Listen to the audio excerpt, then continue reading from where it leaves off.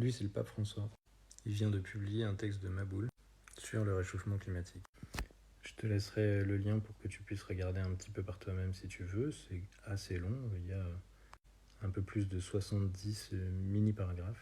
Mais c'est des petits morceaux d'idées simples à chaque fois, donc c'est pas très compliqué à lire. Pourquoi je te parle de ça? C'est parce que ça illustre hyper bien un truc que je répète souvent. C'est la notion d'influence. Le texte du pape François là qui vient de sortir, c'est pas juste un texte. C'est un Laudate Deum. Et en gros, c'est le plus haut des textes dans la hiérarchie des textes pontificaux. Au-dessus, c'est le soleil, quoi. Je sais pas, dans la justice, on pourrait dire que c'est l'équivalent d'une décision de cour de cassation. C'est au-dessus d'une cour d'appel. Et évidemment, qui est elle-même au-dessus d'une cour classique.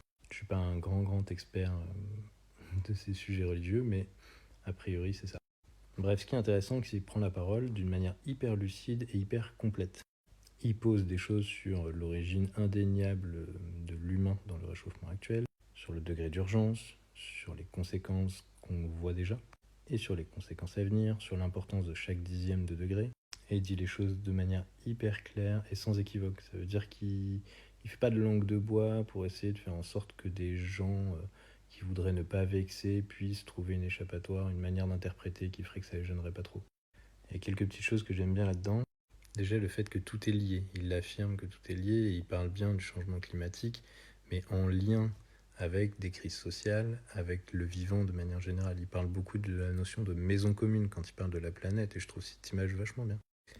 Il dénonce clairement la place suprême de la technologie et de l'économie, et surtout la logique de croissance infinie et voire du côté sans limite que l'homme essaye de chercher un peu partout. Il compare à un moment l'homme à une sorte d'enfant qui aurait trop de pouvoir en fait et qui ne saurait pas bien utiliser le pouvoir qu'il détient. Et avec les richesses technologiques qu'on a et ce qu'on est capable d'en faire, ça me parle plutôt bien. Au point que notre manière de consommer, elle a complètement changé, dénaturé la manière dont on devrait apprécier ce qu'on pourrait considérer être comme des dons de Dieu si on est catholique. Alors attends, la formule exacte c'est quoi? Tout ce qui existe cesse d'être un don qu'il faut apprécier, valoriser et protéger, et devient l'esclave, la victime de tous les caprices de l'être humain et de ses capacités. Il parle aussi d'une notion d'anthropocentrisme situé, ce qui est intéressant.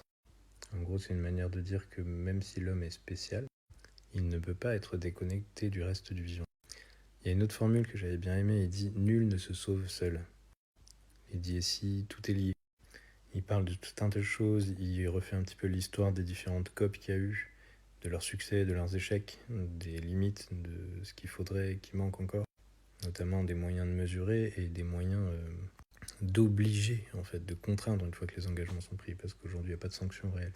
Et puis il parle de réconciliation avec le monde, c'est une formule que j'aime beaucoup aussi. Et il finit avec une petite phrase, je te la laisse comme ça en citation.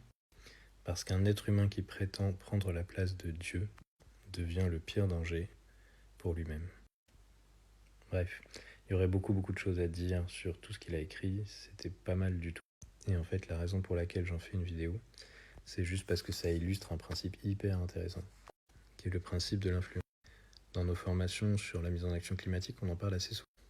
Les gens, quand ils prennent conscience de l'importance et de la gravité de la chose, ils ont un réflexe immédiat qui est de changer des choses chez eux.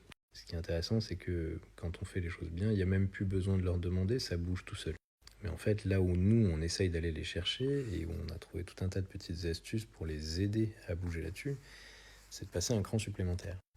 Le deuxième cran, c'est de dépasser le simple fait d'agir sur ton ménage et de passer à l'action à travers ton métier. En fait, que tu travailles dans le public ou dans le privé, c'est pareil, 75% des efforts qu'il va y avoir à faire dépendent des entreprises et des collectivités. Et en fait, on a un pouvoir énorme à travers notre travail. Mais ce qui est intéressant, c'est qu'il y a un cran encore au-dessus. Et évidemment, quand on s'appelle le pape François, il est hyper puissant. Ce cran au-dessus, c'est l'influence. Parfois, pas tous évidemment, mais c'est pas grave. Certaines personnes ont de l'influence sur beaucoup plus que ce qu'elles peuvent faire à travers leur métier ou beaucoup plus que ce qu'elles peuvent faire à travers leur foyer. Et quand je dis beaucoup, c'est pas 2 ou 3 fois plus, ça peut être plusieurs ordres de grandeur, donc 100, 1000, 10 000 fois plus, 100 000 fois plus parfois.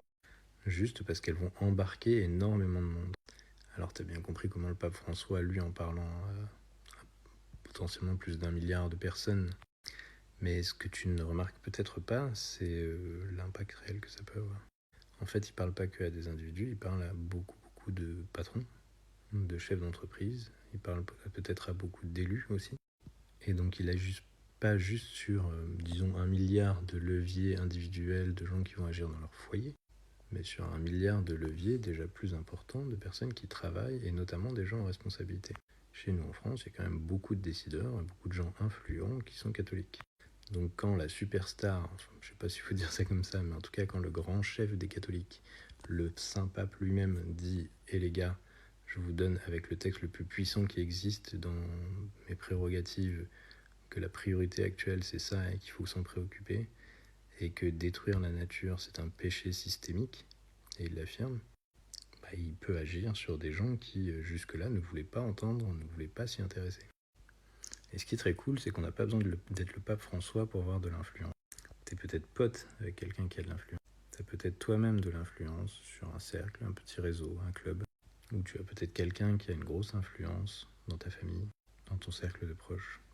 Et ça pèse énormément. Ce qui est dingue, c'est que souvent les gens ne se rendent pas compte à quel point leur influence peut être utile. Et donc moi, ce que je t'invite à faire juste, c'est si tu penses à quelqu'un qui a de l'influence et qui pourrait du coup faire une différence, eh ben aide-le ou aide-la juste à s'en rendre compte. Juste ça. Et tu sais quoi, on n'est pas à l'abri d'un coup de bol.